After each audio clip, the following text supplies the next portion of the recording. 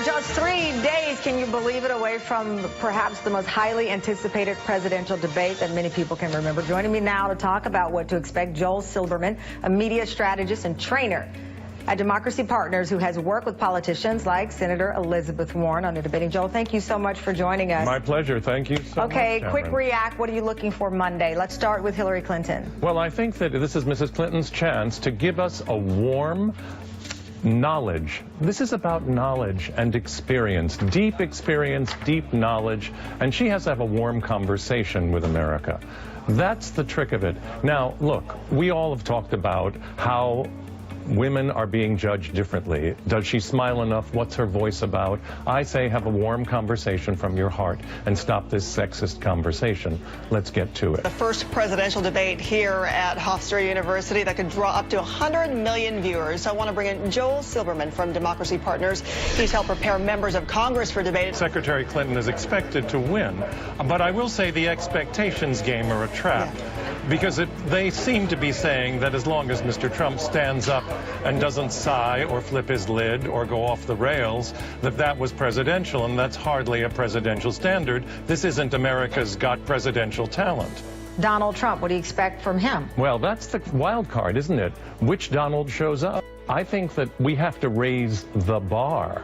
If we don't raise the bar for Donald Trump, we have failed, all of us, and the media's really failed. Just showing up, standing there, and being calm and not blowing his top is not the bar for a presidential debate. He's actually going to have to say something. And I expect the media to hold him really accountable. We know Mrs. Clinton's experience. We don't know what he knows. Is that enough, knowing he hasn't been having any mock debates? He hasn't been having any kind of stand-ins, and that's pretty much, you know, he's going to be himself, is what his aides are saying?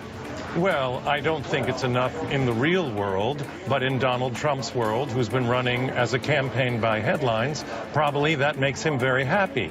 The question is, will the media hold him accountable? Will we actually ask tough questions, or will we let him get away with a celebrity interview? That's the real question.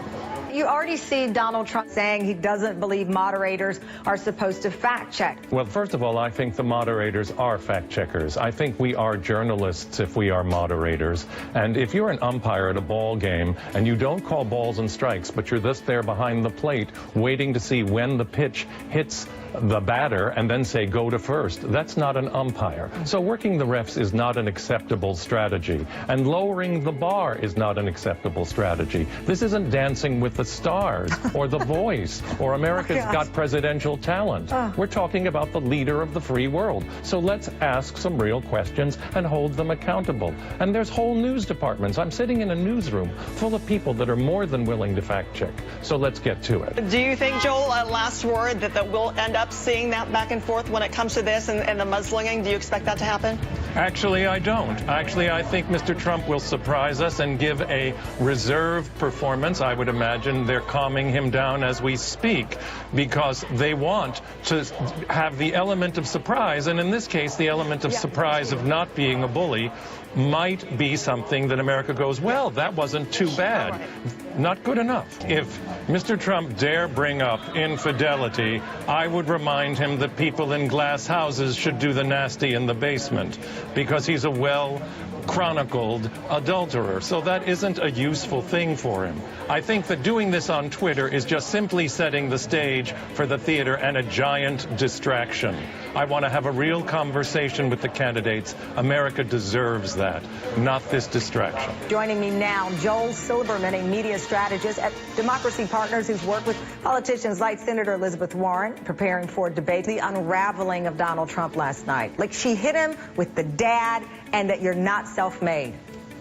I think that he's very vulnerable because we're dealing with a man who lives in his ego. And his ego came up and so did his adrenaline. If you don't prepare for these things, you're not ready. You're not ready in the moment. And he'd never been to that stage that way before. And she has. So by not preparing properly by showing up so unprepared, which I believe is completely disrespectful to the American people. You don't disrespect the public by not preparing to be with them. Number one, actors rehearse. Mr. Trump has been an entertainer his whole life. Secretary Clinton showed up, and she was a professional in every sense of the word. And yes, he unraveled, but he unraveled because his adrenaline came up and he was unprepared for the chemical reaction. It happens to all performers. Tamron, thank you so much. It was really a pleasure to be here. I do think that Mrs. Clinton, or the moderator, gets to ask a question, since she was transparent about her hair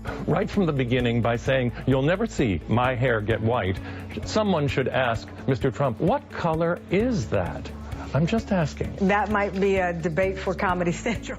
Joel, you've masterfully woven in serious and just probably the funniest lines that I've heard about this debate in a long while. You should be the moderator of one of these. Thank you so much, Thank you so Joel. much. Bye-bye.